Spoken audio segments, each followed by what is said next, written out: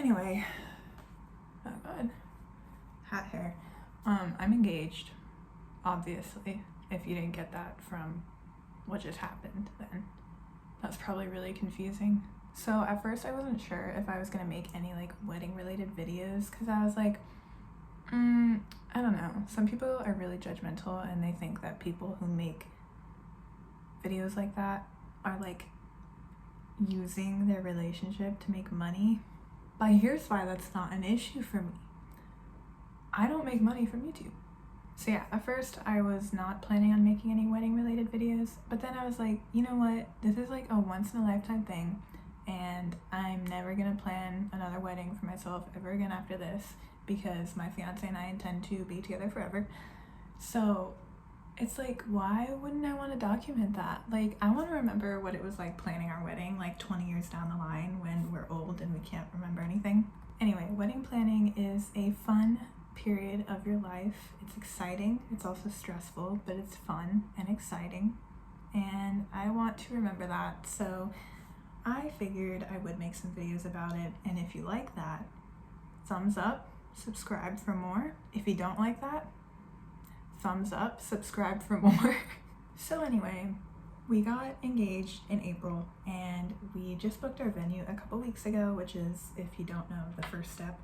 So I figured I would go through the process of touring wedding venues because it was fun and I have some tips, some things I learned. You know, I'm very wise now that I have toured a bunch of wedding venues and booked one. So we toured 6 places in total, kind of. Okay, long story short, if you missed some of my past videos, my fiance and I were in Portland for the summer because he was on internship there, and this conveniently came right after we got engaged, and we were stressing, especially my mother. She was really stressing me out that all the venues were gonna book up and we needed to start touring immediately. So we did our research and stuff and picked a lot of our favorites strictly through websites and photos, and then my parents toured a bunch for us over the summer while we were in Portland, and we would FaceTime and they'd send us pictures and videos, and then that helped us narrow down our top 3 favorites to then tour ourselves when we got back to Florida in August. So we toured 6 total. When I say we, my parents did for us, and then we came back and toured our 3 favorites in August in person. So I will just be showing the 3 that we toured when we came back because they were our favorites, and then I will reveal which one we picked. So as we go through this video, I will talk about the steps we took, show photos and videos and stuff, and also give some tips. So my first tip is before you start looking at any venues around you to start touring, you should go on Pinterest or any other platform, but I feel like Pinterest is the best one, and just start like Googling. I just said Pinterest and then I say Googling. You don't Google on Pinterest. Go on Pinterest and start looking up wedding venues. That's the first step. Look up wedding venues and look at what comes up. See what you like, see what you don't like. Now also keep in mind where you live. If you're doing a destination wedding, this does not apply to you, but we are not. We're getting married where we grew up. So keep that in mind when you're looking at venues on Pinterest. So like for me, grew up in Florida, love the venues with views of mountains, but I will not be getting that. That's just, I'm in Florida, we don't have mountains. So keep that in mind too, and then kind of figure out what types of venues are around you that you could book. So like for Florida, obviously a very popular type of venue would be at the beach, but I kind of knew right away that I didn't want to get married at the beach. My fiance didn't really care too strongly one way or another, so that worked out well for me. So anyway, in your Pinterest search, you will be able to explore the different types of venues and then narrow down which ones you like. For me, I kind of just knew right away that I liked the barn style. I feel like that's very popular nowadays, but I feel like I've just always liked that kind of vibe. And I knew I didn't want it too rustic because I'm not like a cowgirl, but I just wanted something like modern barn style. So once we decided this, we started researching venues around us. We researched by type, so barn, and distance. Now this will also vary depending on where you live. Where I live, it's like suburbs, so there's not a lot of barn type venues right where I live, but there are some within a 30-minute to 1 hour drive away, so those are the areas we were looking in. My second tip might sound kind of silly, but I don't care because it's a real tip. If you're indecisive like me, or you have FOMO like me, make sure that you like do so much research and look at like every single venue that falls under the type that you want within like a 1 hour drive from where you are. Because if you don't, you will book your venue and then you will start to like worry that there were other ones that you missed because you didn't see all the options, and like what if there was a better one out there, and you do not want to have to feel that for the next year and a half as you plan your wedding. So that might sound kind of ridiculous, and obviously I don't know like if I actually saw every single barn type wedding venue within a 1 hour drive around where we live, but I can say that I did a ton of research and looked at a ton of barn wedding venues around us, and it got to the point where like every time I clicked on an article of like all the best barn venues in these areas of Florida, or like every time I did a new Google search, I had like already heard of all the ones on there and already looked at all their websites. So whether that means I actually saw every single one or not, I don't really care, because I feel like I did, and I feel like I did so much research and saw so many repeats that I was like, okay, I've seen everything, I'm not missing out. So next, you pick the ones you want to tour. I suggest you pick like at least 5 to give yourself a lot of options. I'm pretty sure this is what we did. We started out with 5. After we toured those 5, we added 1 more and then ended up with a total of 6 that we had toured, and then narrowed down from there. But yeah, we started out with 5. Now my third tip is, before you even schedule the actual tour of these venues, reach out in an email and ask questions about like all of your must-haves, all your non-negotiables. So that way they can answer these in an email, and if they don't meet some of them, you're not going to waste your time going all the way there and touring. You already know, okay, they couldn't meet this thing that I must have at my wedding, so we don't even need to bother touring. For example, we live in Florida, as I've said several times now, and that means that the reception must be inside and it must have AC. It is way too hot for an outdoor reception here, and that's something that we didn't think to ask before touring. So my parents ended up touring this place that looked beautiful online, but we didn't see any pictures of the reception online. So when they got there, the reception was outside. It was covered, but all the walls were open and all they had were fans. They claim it doesn't get too hot, and it was beautiful, but we could not sacrifice the AC because it doesn't get hot in Florida. Another good question to ask would be how many guests the venue can accommodate, especially if you're planning on inviting a lot of people. Then you might be able to eliminate some venues right off the bat because they just can't hold that many people. So next, you schedule your tours. Try to do them all within a few weeks so you can compare while they're all fresh in your mind, and then book as soon as possible because they book out so far in advance. Another tip, come up with questions to ask at the tour before you get there so that you can get all the info you need while you're there and you're in person. It's a lot easier to get info face to face than like through an email or over the phone later. So this they'll probably cover automatically, but just in case they don't, ask what packages they offer and what those packages include. If the ceremony is taking place outside, ask if they have a backup plan for if it rains. Ask about the nearby hotel options in case you have out-of-town guests coming in. Just come up with all the questions that you can think of. Another tip, take lots of photos and videos. If you want, even bring a friend or family member to do this for you so that you don't have to worry about it while you're on the tour, and you can just take in the sights in person and talk to the tour guide and ask them questions, but still have someone getting photos and videos. You're touring so many venues and they all probably look pretty similar because you're looking for a specific type, so you will inevitably get confused and forget like which venue had what. So having pictures and videos of them to remind yourself later when you're making your final decision is very helpful. For us, as I said, the first tours of all 6 venues that we picked out, my parents went on with my little sister, so there were 3 of them there. So my mom was kind of like asking the questions and like really engaged in the tour, while my dad was like taking photos and videos for us, and my sister was on FaceTime with us.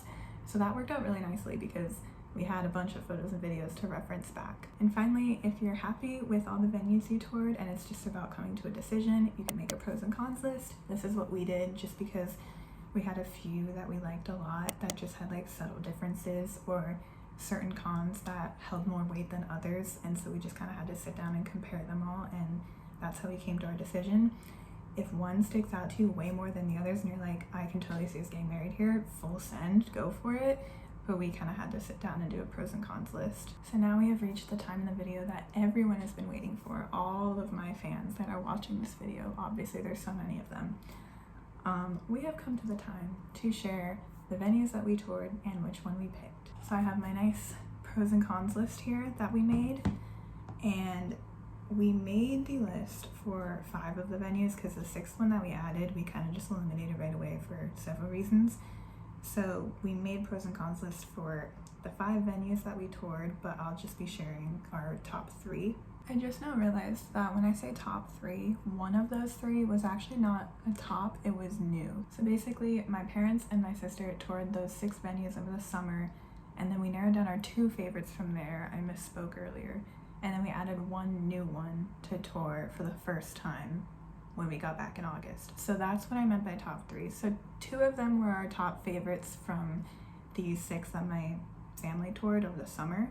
And then the 3rd one was a new one that we had discovered that we added in kind of last minute and then toured in person in August. So that 3rd one ended up being just a little bit too rustic for us, so it got eliminated pretty quickly. The barn photos online were beautiful, but when we saw it in person, it felt a lot darker than it looked online, which it might have just been because it wasn't set up how it would be for a wedding, because they're not doing weddings right now because it's way too hot in Florida.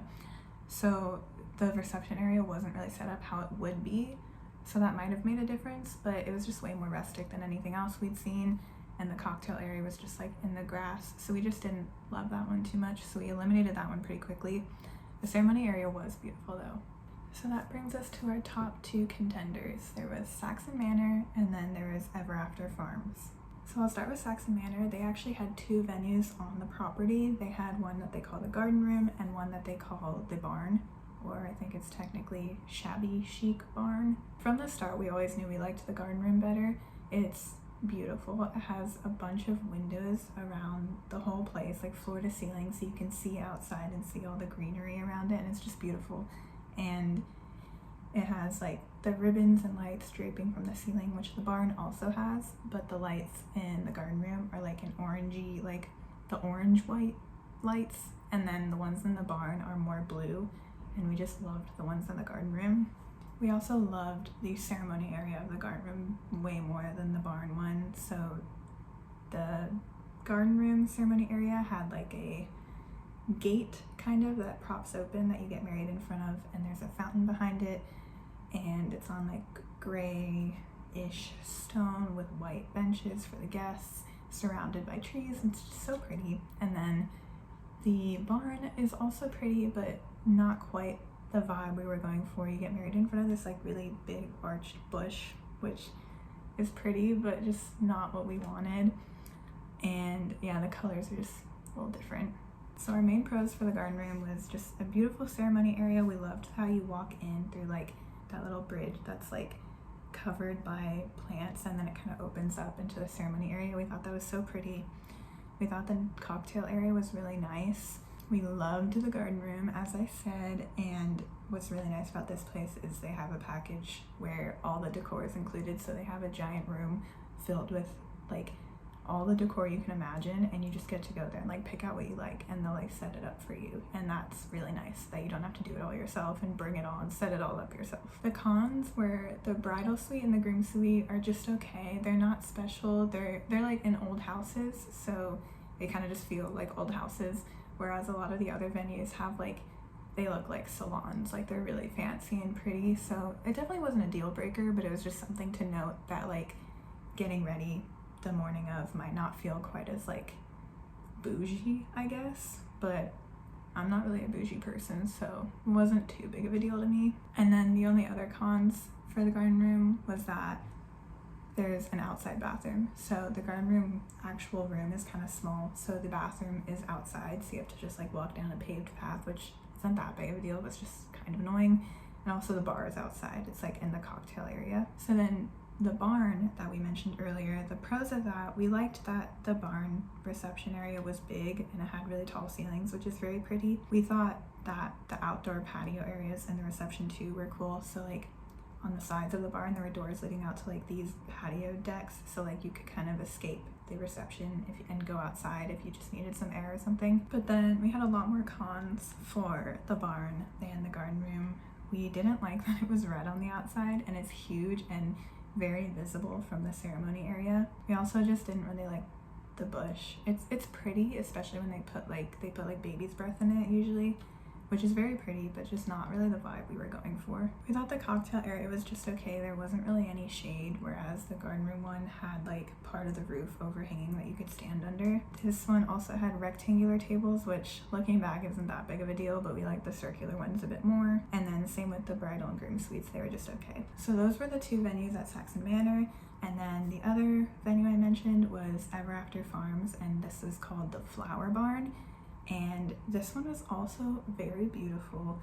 We liked it way more in person than over FaceTime, which we didn't think would be the case, but it was. So our pros for the Flower Barn, the scenery was beautiful. It's called the Flower Barn because they have tons of flower fields around the venue that would be blooming at the time that we'd be getting married, so it'd be very pretty. They had very nice bridal and groom suites too, like kind of like what I was mentioning earlier. They were a lot like bougier, and it kind of feels like you're in like a salon getting ready instead of just an old house. The reception area was also very pretty, and they had a nice covered cocktail area. The ceremony side was also beautiful. There was like a giant oak tree that you get married in front of, but there's not quite as much greenery around the ceremony area as at the other venue. And as with Saxon Manor, the decor is included for this venue as well. Now onto the cons.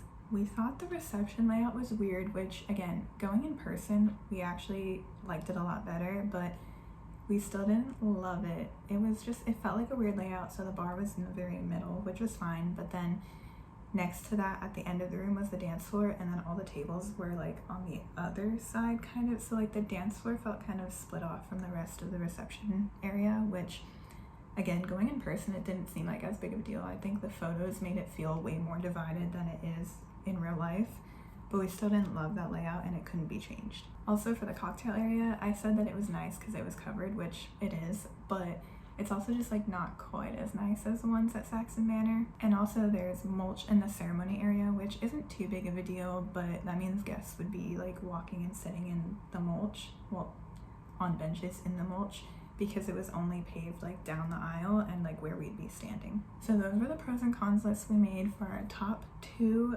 venue picks. Now I'm going to do the big reveal of which venue we picked, which is not going to be that exciting because it's a video and there's no one here in person to react, but that's okay. I'll give you a few seconds to pause the video, comment down below a guess, even if there's no comments because there's no one watching this video. If you're the one person watching, comment a guess. I just want to know. I'm just curious. Did I keep it suspenseful enough? Did I reveal too much in like my tone or my facial expression when talking through the pros and cons? Just make a guess. Okay, so we chose the Saxon Manor garden room. I'm very excited.